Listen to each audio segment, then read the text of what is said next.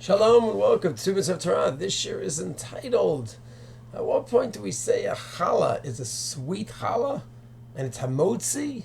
And when do we say this is actually a piece of cake and is mizonot? So, Baruch Hashem, we have a 245 shir every day on Hilchot Brachot. And this is the topic we recently discussed.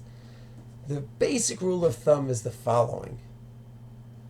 Well, how do you create bread according to halacha? So it's one of the 5 grains: rye, oat, spelt, wheat, barley,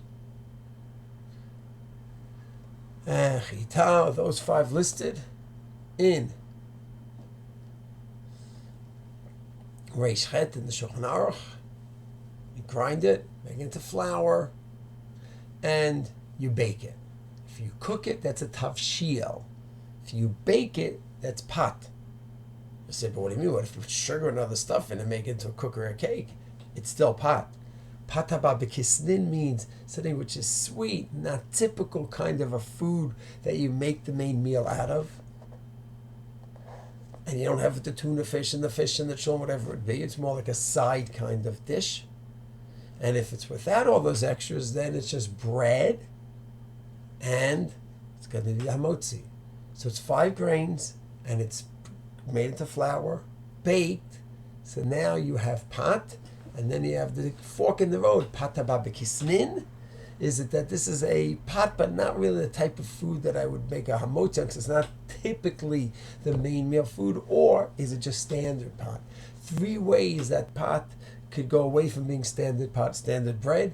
Either the dough itself is sweet, or the dough is not sweet, but there's a filling that's sweet, or it's very hard, crunchy, and brittle like a cracker. So then you have the Shulchan Aruch and the Rama argue, and at what point do we say the dough is too sweet?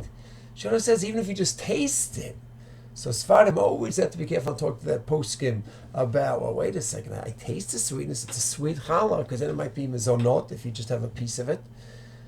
So that's a shaila for the Sfarim have to deal with. While the Rama says only where the taste is sweet is the dominant taste, where it's clearly so sweet that that's it, you're not going to eat it with tuna and stuff like that. But if it's a challah, it's made as a challah, yes, it's sweeter than the typical one. Still, Ashkenazim usually say hamotzi. This is, of course, this topic is even without making a meal out of it. Once you make a meal of it, it's a whole nother discussion. Mitzvah will discuss. We're just talking about where you didn't make a meal, you have one bite, a tiny little piece. So then what the halach is, so that's the general background of the fork